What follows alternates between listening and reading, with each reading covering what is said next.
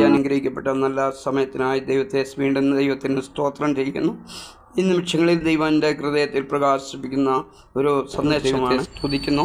എൻ്റെ ജീവിതത്തിൻ്റെ ആയുസിൻ്റെ നല്ലൊരു ദിവസങ്ങളുടെ ദൈവം ഈ ഭൂമിയിൽ വെച്ച് എനിക്ക് ജീവിതത്തിൽ യേശു കർത്താവിനെ കാണിക്കുവാനും ദൈവത്തിന് മഹത്വം കരകയറ്റുവാനും തന്ന സമയത്തെ ഓർത്ത് ഞാൻ ദൈവത്തിന് നന്ദിയുള്ള ഹൃദയത്തോടെ ദൈവത്തിന് സ്തോത്രം ചെയ്യുന്നു. ഈ യൂട്യൂബിൽ കൂടെ ഈ മെസ്സേജുകൾ കേൾക്കുന്ന പ്രിയപ്പെട്ടവർക്ക് യോജന ചിന്തകൾ ആശ്വാസത്തിനും കാരണമാക്കി തീർക്കട്ടെ, അനുഗ്രഹത്തിന് കാരണമാക്കി തീർക്കട്ടെ എന്ന് ഞാൻ ആശിക്കുകയും പ്രാർത്ഥിക്കുകയൊക്കെ ചെയ്യുന്നു. അതിനാധാരമായിട്ട് എബ്രായ ലേഖനം 12-ാം അധ്യായത്തിൻ്റെ 1-2 വാക്യങ്ങളിൽ നാം ഇങ്ങനെ വായിക്കുന്നു. ദൈവത്തിന് സ്തോത്രം. ആകയാൽ സാക്ഷികളുടെ ഇത്ര വലിയ സമൂഹം നമുക്ക് ചുറ്റും നിൽക്കുന്നതുകൊണ്ട് മുറുകെ പറ്റുന്ന പാപവും ഭാരവും വിട്ടകന്ന് നേരെ മുന്നോട്ടോടി ഓട്ടം തികയ്ക്കണം. എന്താണ് ദൈവത്തിന് സ്തോത്രം? ഒരു ഓട്ടക്കളത്തിൽ ഒരു ദൈവ പൈതൽ ഓടി ജയമെടുക്കണമെങ്കിൽ എന്ത് ചെയ്യണം എന്നാണ് ഇവിടെ ഈ എബ്രായ ലേഖന കർത്താവ് 12-ാം അധ്യായത്തിൽ വ്യക്തമായിട്ട് വെളിപ്പെടുത്തി തരുന്നത്. ഓട്ടക്കളത്തിൽ മുറുകെ പറ്റുന്ന പാപവും ഭാരവും വിട്ടകന്നിട്ട് ഓടണം. ആരാണ് ഇവരുടെ മുമ്പിൽ നിൽക്കുന്ന ഭക്തന്മാർ? 11-ാം അധ്യായത്തിൽ വരുമ്പോൾ വളരെ വിശ്വാസത്തിൻ്റെ വീരന്മാരും ഭക്തന്മാരുടെയും സാക്ഷ്യം പറഞ്ഞ ഭക്തന്മാർ ഇവരുടെ നിൽക്കുമ്പോൾ 12-ാം അധ്യായത്തിൽ തെളിയിക്കുവാണ്. ഇവർ നമുക്ക് ചുറ്റും നിൽക്കുന്നതുകൊണ്ട് നമുക്കും ഇവർ ഓടി ജയമെടുത്ത ഒരു ഓട്ടക്കളത്തിൽ കൂടിയാണ് നമ്മളും ഓടി ജയമെടുക്കേണ്ടത്. ആകയാൽ പ്രിയപ്പെട്ടവരെ, ഈ ഓട്ടക്കളത്തിൽ ഓടണമെങ്കിൽ നാം എന്ത് ചെയ്യണമെന്ന് കർത്താവ് നമ്മെ വ്യക്തമാക്കി തരുന്നുണ്ട്.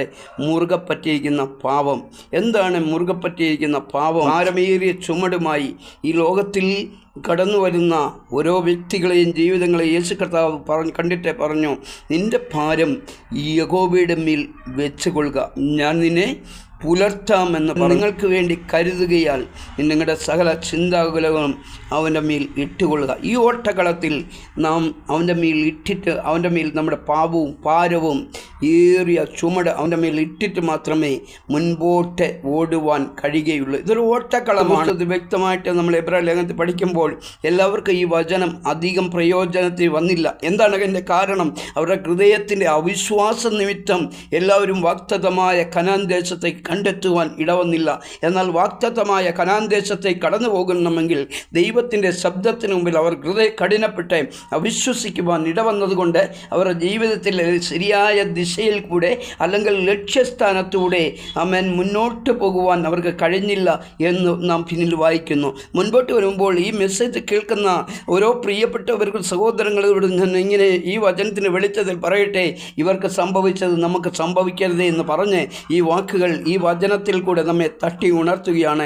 അപ്പോസ്തലനായ പൗലോസ് ഫിലിപ്പിയ ലേഖനത്തിൽ ഞാൻ പറയുമ്പോൾ ഞാൻ ചെയ്യുന്നു, എൻ്റെ പിൻപിലുള്ളതിനെ ഞാൻ മറന്ന് ക്രിസ്തുയേശുവിൻ്റെ പരമവിളിയുടെ ലാക്കിലേക്ക് ഞാൻ ഓടുന്നു. വരുവാനിരിക്കുന്ന നന്മകളൊക്കെ ഓർക്കുമ്പോൾ ഈ ലോകത്തിൽ കിട്ടുന്ന നന്മകളൊക്കെ പൗലോസിൻ്റെ ജീവിത അനുഭവത്തിൽ ഒത്തിരി കാര്യങ്ങൾ എടുത്ത് പുകഴുവാനും പറയുവാനും നന്മകളൊക്കെ പറയുവാനുണ്ട്. ഗമലേഖൻ്റെ കാൽപാദത്തിൽ ഇരുന്ന് നല്ല അംശം തിരഞ്ഞെടുത്ത് നല്ല ജ്ഞാനങ്ങൾ സമ്പാദിച്ച ഒരു മനുഷ്യനാണ്. കപ്പലുടമയുടെയും ധനിക ഉടമയാണ് എങ്കിൽ അതിൻ്റെയൊക്കെ മധ്യത്തിൽ തനിക്ക് താൻ പറയുന്നു, ഇതിൻ്റെ മധ്യത്തിലാണ് താൻ കർത്താവിനുമായി കണ്ടുമുട്ടുവാൻ ഇടവന്നത്.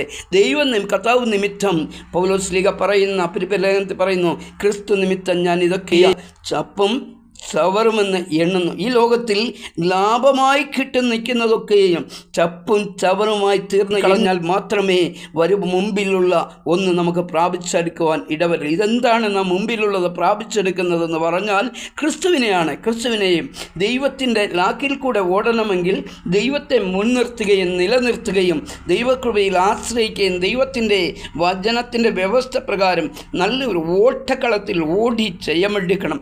ദൈവത്തിന് സ്തോത്രം.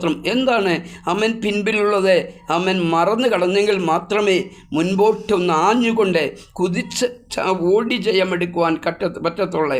ഈ ലോക ജീവിതം ലക്ഷ്യസ്ഥാനത്തോട് ഓടണമെങ്കിൽ ദൈവത്തെ മുൻപിൽ നിർത്തി മുഖാമുഖമായി നാം കണ്ട ദൈവവചനത്തിൻ്റെ അടിസ്ഥാനത്തിൽ ഒന്നിനാലും ഇടത്തോട്ടോ വലത്തോട്ടോ വിട്ടുകളയാതെ നമുക്ക് വെളിപ്പെടുത്തി തന്ന ക്രിസ്തു പുത്രനെ കൂടെയുള്ള വെളിപ്പെടുത്തലുകൾ ദൈവവചനത്തെ അടിസ്ഥാനം ആധാരമാക്കി ദൈവത്തെ മുൻനിർത്തി ഓടിയാൽ നാം ഓടി ജയമെടുക്കുവാൻ ഇടവരും. വേദപുസ്തകത്തിൽ തിമോഥെയോസ് ലേഖനത്തിൽ എങ്ങനെ വായിക്കുന്നു, ഓട്ടക്കളത്തിൽ ഓടിരുന്നവർ അനേകർ എങ്കിലും വിരുദ് പ്രാപിക്കുന്നവരോ ചുരുക്കമത്രേ.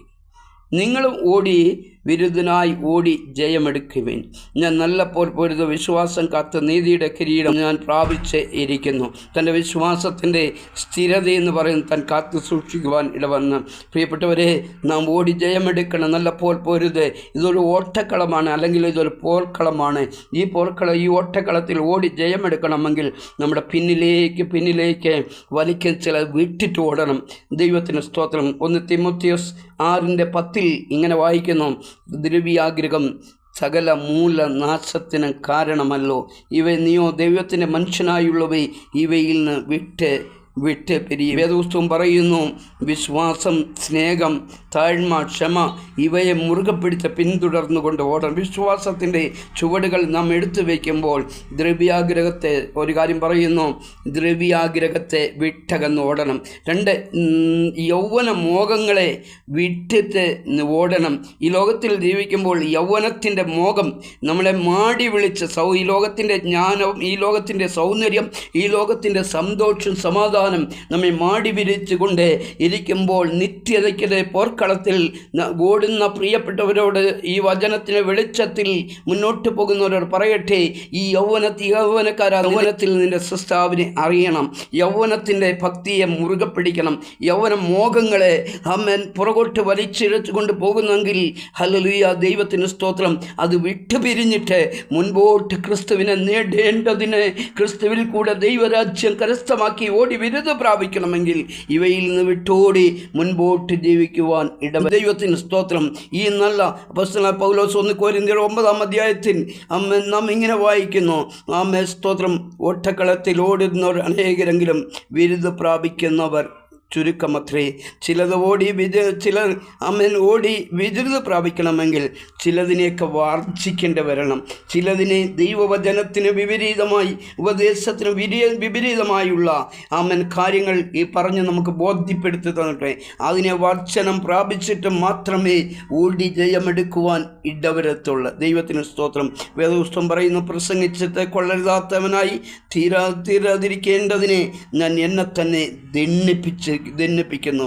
ചിലത് ഉപേക്ഷിക്കേണ്ട കാര്യങ്ങൾ, മുറുകെ പറ്റിയിരിക്കുന്ന പാപങ്ങൾ, ഭാരങ്ങൾ ഏറ്റുപറഞ്ഞ് ഉപേക്ഷിച്ച് നേരെ മുൻപോട്ടോടി ഓട്ടം തികച്ച് നമുക്ക് നിത്യതയുടെ തീരത്തേക്ക് ചെന്നെത്താൻ ക്രിസ്തു മൂലം ഈ ഓട്ടം വിജയകരമായി തീർത്തു തരട്ടെ എന്ന് ഞാൻ പ്രാർത്ഥിക്കുന്നു.